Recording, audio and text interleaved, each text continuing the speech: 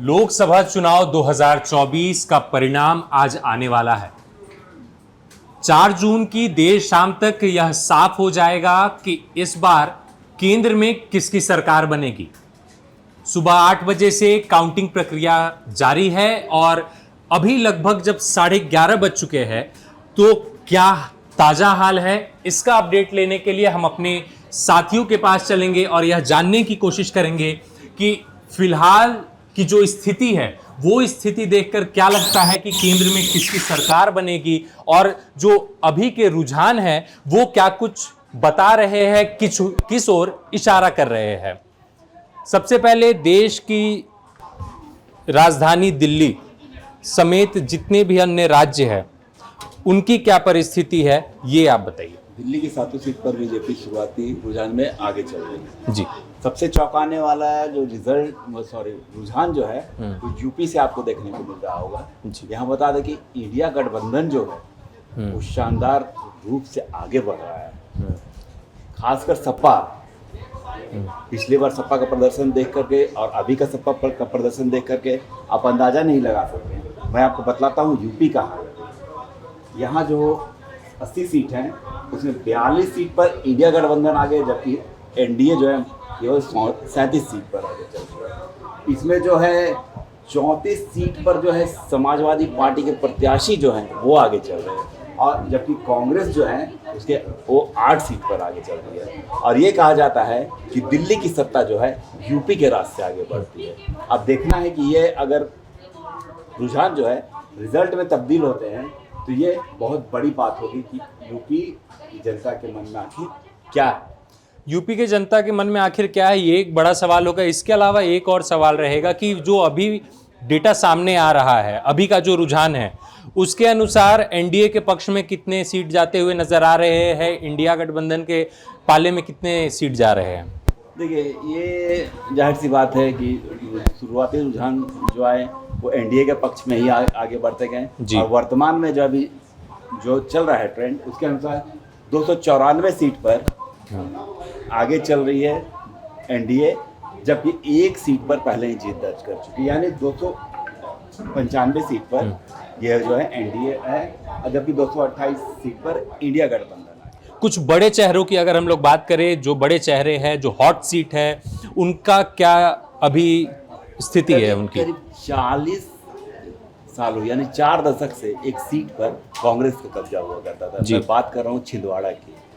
उस सीट को पर जो है कांग्रेस अब पीछे हो गई। वहां से नकुल नाथ जो है मध्य प्रदेश के पूर्व सीएम कमलनाथ के बेटे वो चुनाव लड़ रहे थे। पिछली बार जो वो 35,000 वोटों से करीब जीते थे, लेकिन इस बार वो पीछे चल रहे हैं, जो कि एक मध्य प्रदेश के लिए बड़ी बात होगी, क्योंकि 29 सीटें की पूरी बीजेपी के पक्ष में जाती दिख रही है। यानी रुझानों में उनके उम्मीदवार आगे जा रहे हैं। बात करें छत्तीसगढ़ की, तो छत्तीसगढ़ में वही 2 सीट पर जो है इंडिया गठबंधन यानी कांग्रेस के उम्मीदवार आगे चल रहे हैं। 11 में से 2 सीट और 9 सीट जो है बीजेपी के पक्ष में।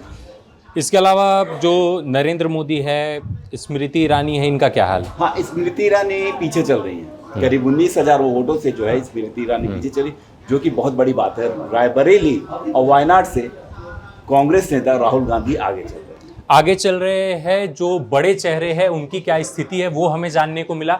और उत्तर प्रदेश से जो एक बड़ी खबर इन्होंने बताई कि उत्तर प्रदेश में अभी समाजवादी पार्टी और बीजेपी के बीच कांटेदार मुकाबला चल रहा है। उत्तर प्रदेश के डिटेल में जाने के लिए हम लोग यहाँ पे रजनीश मैम से बात करेंगे। मैम, उत्तर प्रदेश का अभी क्या हाल है, जो भी यहाँ पे रुझान सामने दिख रहे हैं वो क्या कह रहे हैं, किस ओर इशारा कर रहे हैं। उत्तर प्रदेश में बीजेपी को नुकसान दिख रहा है जी। जो स्थिति पिछले बार के लोकसभा चुनाव में थी और इस बार अगर देखें तो बीजेपी केवल 37 सीट पर आगे चल रही है, और समाजवादी पार्टी को बहुत फायदा होता दिख रहा है। 33 सीटों पर समाजवादी पार्टी आगे चल रही है। कांग्रेस को 7 सीट पर बढ़ा, मतलब दोनों को मिलाने के बाद। और नहीं, कांग्रेस के लिए अगर कहें तो पिछली बार सिर्फ 2 सीट पर जी, तो इस बार उनको फायदा हो रहा है वहाँ पर। और 7 सीट अभी तो रुझान ही है, लेकिन उनको फायदा होता है। और दोनों को अगर मिला लेते हैं तो बीजेपी से आगे हो जा रही है। इंडिया गठबंधन को जो है बीजेपी से ज़्यादा सीट ले रहा है इस बार। बीजेपी से ज़्यादा सीट नज़र आ रहा है मैम। इसके अलावा एक और हम लोग चर्चा करेंगे आपसे कि जितने भी महिला उम्मीदवार इस बार चुनावी मैदान में उतरे हैं, जो बड़े चेहरे हैं, उनका क्या है, उनकी स्थिति क्या है अभी? बड़े शहरों में ज़्यादातर महिलाएं आगे हैं, लेकिन कुछ जो चर्चित चेहरे जैसे स्मृति ईरानी, शुरुआती दौर में वो आगे चल रही थी, लेकिन अभी 3-4 राउंड की जो गिनती है उसमें वो पीछे चल रही है अमेठी में जी। उसके अलावा जो है गीता कोड़ा पीछे चल रही है झारखंड से। एक और बड़ा नाम बीच में सुनने को मिला मैम, अचानक से जब चुनाव की घोषणा हुई उसके बाद बीजेपी की तरफ से एक बड़ा नाम अचानक से बड़ा बना है, वो नाम माधवी लता। उनकी क्या स्थिति है हैदराबाद से? हाँ, हैदराबाद जो सीट है वो ओवैसी परिवार का मतलब गढ़ है। 40 सालों से वहाँ कोई और पार्टी नहीं जीत दर्ज कर पाई है। वैसी स्थिति में माधवी लता कुछ समय के लिए आगे चली जी। इसका क्या है, इससे ये जो दृश्य उभर रहा है कि वो टक्कर दे रही है वैसी को कोई भी पार्टी अभी मतलब टक्कर देने की स्थिति में नहीं थी। तो माधवी लता की जो छवि है और जिस तरह से वो आगे चली, तो उससे लगता है कि वो मतलब फाइट दे रही है, फाइट दे रही हैं। और एक जी चीज़ और बताना चाहिए कि दक्षिण भारत जिस तरह से बीजेपी ने इस बार प्रचार किया, मोदी जी कई बार गए, रोड शो हुआ, तो वो अगर देखें तो तमिलनाडु जैसा एग्जिट पोल बोला, तमिलनाडु में इस बार बीजेपी का खाता खुलेगा। लेकिन अभी तक जो रुझान है तो अभी तक तमिलनाडु में बीजेपी को एक भी सीट पर बढ़त हासिल है। केरल में बीजेपी का खाता खुल रहा है, 2 सीट पर बीजेपी आगे चल रही है। कर्नाटक में तो वैसे भी बीजेपी का प्रभाव है, तो वहाँ पर अगर कर्नाटक की बात करें तो कर्नाटक में बीजेपी 18 सीट पर आगे चल रही है अभी जो स्थिति है। इसके अलावा तेलंगाना में भी बीजेपी और कांग्रेस को कांटे की टक्कर है, दोनों 8-8 सीट पर आगे चल रहे हैं अभी तक की जो स्थिति है। 3.5 घंटे बीत चुके हैं, अभी तक की जो स्थिति निकलकर सामने आ रही है। बिहार में कांटेदार मुकाबला है, उसके अलावा दक्षिण भारत में भी जो कहा जाता है कहीं ना कहीं भारतीय जनता पार्टी के लिए यह काफ़ी बड़ी चुनौती बनकर सामने आती है। तो उन तमाम चीज़ों को ध्यान में रखते हुए 3.5 घंटे के जो नतीजे हैं उन पर अगर हम लोग बात करते हैं तो अभी कांटेदार मुकाबला जारी है। हालांकि बहुमत का जो आंकड़ा है, उस बहुमत के आंकड़े को भारतीय जनता पार्टी नीत एनडीए गठबंधन पार कर चुकी है। लेकिन उसके अलावा झारखंड की सर अगर हम लोग चर्चा करते हैं, झारखंड में 14 लोकसभा सीटें हैं। कितने सीटों पर भारतीय जनता पार्टी इस समय आगे है और इंडिया गठबंधन आगे है? बीजेपी अकेले 8 सीट पे आगे चल रही है। अभी आजसू का एक सीट जो है वो गिरिडीह, उस पर वो आगे चल रहा है जी। और बीजेपी में सीता सोरेन जो मेन हॉट सीट माना जा रहा था दुमका को, वो अपनी सीट पर बढ़त बनाए हुए हैं। गीता कोड़ा जो कांग्रेस से बीजेपी में आई थी और सिंघभूम सीट से चुनाव लड़ रही हैं, वो जोबा मांझी से पिछड़ गई हैं, वहाँ जेएमएम ने बढ़त बना ली है। अन्नपूर्णा देवी बड़े बढ़त की ओर जा रही हैं। पलामू में बीडी राम ने बड़ी बढ़त बना ली है।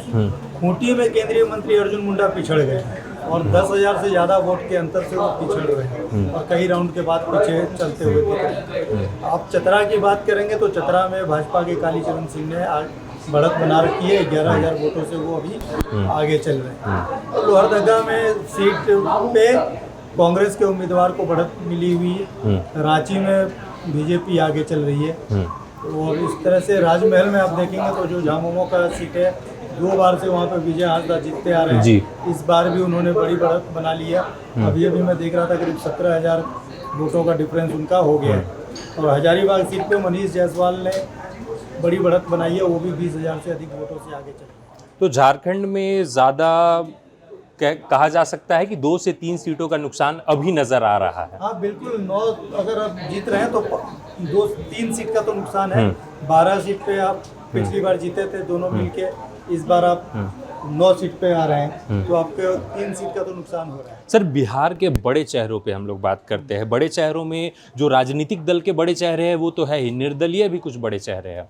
पप्पू यादव बड़े चेहरे हैं, पवन सिंह बड़े चेहरे, उनकी क्या स्थिति है? पप्पू यादव पूर्णिया में आगे चल रहे हैं। काराकाट में पवन सिंह की भी स्थिति मजबूत है, वो भी ठीक ठाक, कभी फाइट आगे दे रहे कभी हैं, पीछे चल रहे हैं, लेकिन फाइट में है वो, पहले दूसरे नंबर पर ही है। लेकिन गिरिराज सिंह कई बार आगे पीछे हुए हैं बेगूसराय में, वो एक इम्पोर्टेंट फैक्टर है वहाँ पे।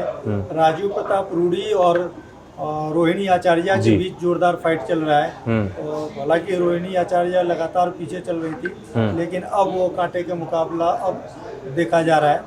तो ये उनका भी इस राउंड का फाइनल आया नहीं है, इसलिए मैं नंबर नहीं बता पाऊंगा आपको, लेकिन टफ फाइट दे रही है अब वो रूडी को। जबकि रूडी कुछ अब तक थोड़ी देर पहले तक बढ़त बनाए हुए थे, 3-4 हज़ार वोटों की बढ़त उन्होंने बना ली थी, लेकिन अब टफ फाइट में आ गया है। टफ फाइट में मीसा भारती आगे बढ़ मतलब अपनी सीट पे आगे चल रही थी जी। और आपको बता दें आर.के. सिंह जो पूर्व केंद्रीय मंत्री रहे हैं वो आगे चल रहे थे और रविशंकर प्रसाद की स्थिति अच्छी है। तो कुल मिला के कि वहाँ भी एनडीए करीबन 31 सीट पे आगे चल रहा है और जीतन राम मांझी बड़े अंतर से बनाए हुए बना लिए हैं, तो उनकी भी स्थिति अच्छी है। और चिराग पासवान भी 11-12 हज़ार वोटों के अंतर हाजीपुर से आगे चल रहे हैं। तो ये जो लड़ाई थी, एक कहीं ना कहीं यह चिराग पासवान और पशुपति पारस के बीच यह लड़ाई देखने को मिली थी। बीजेपी के लिए काफ़ी बड़ा सवाल था कि वो किसे अब टिकट देती है और चिराग पर भरोसा जताया गया था और उस भरोसे पर कहीं ना कहीं कायम उतरे हैं वो। अभी तक के जो रुझान है उस मामले में, रुझानों की ही हम बात कर रहे हैं, हम खेल जगत की बात करते हैं।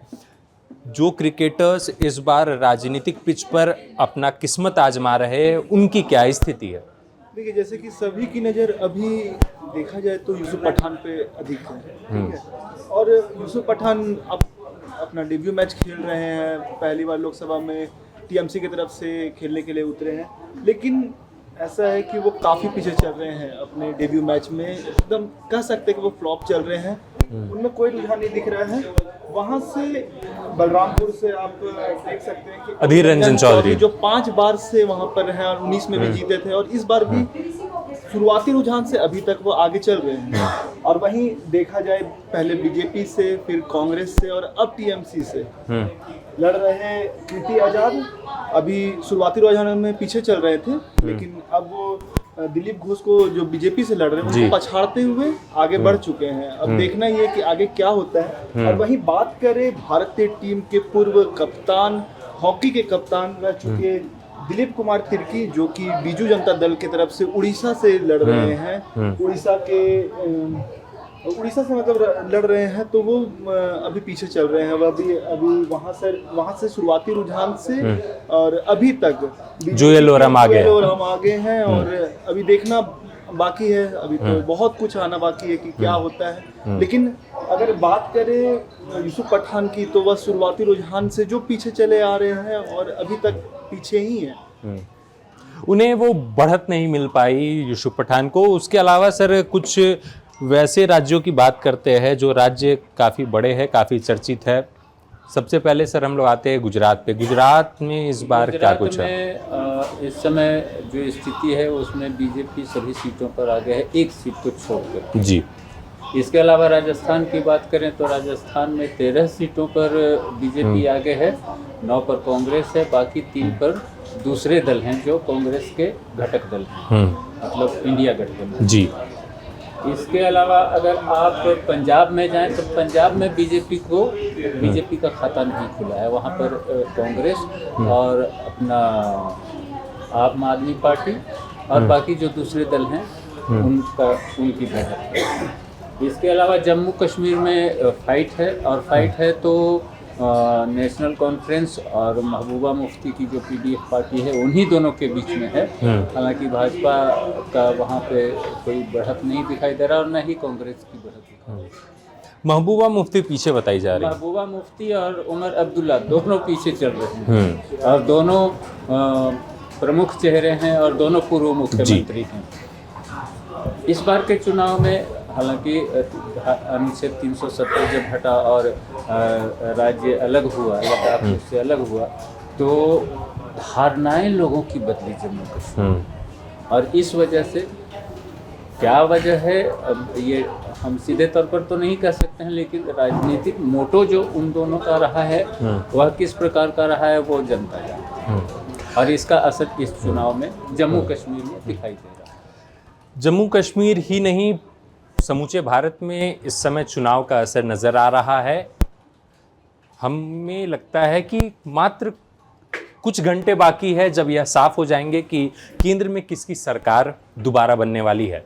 अभी जो रुझान सामने आ रहे हैं उस रुझान के अनुसार एनडीए बहुमत के आंकड़े को पार कर चुकी है। इंडिया गठबंधन बहुमत के आंकड़े से पीछे ज़रूर है, लेकिन उनका प्रदर्शन अभी बेहतर नज़र आ रहा है।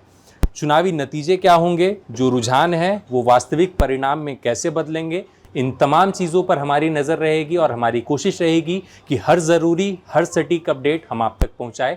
तब तक आप प्रभात खबर के साथ बने रहें। प्रभातखबर.com, विश्वास वही, रफ्तार नहीं।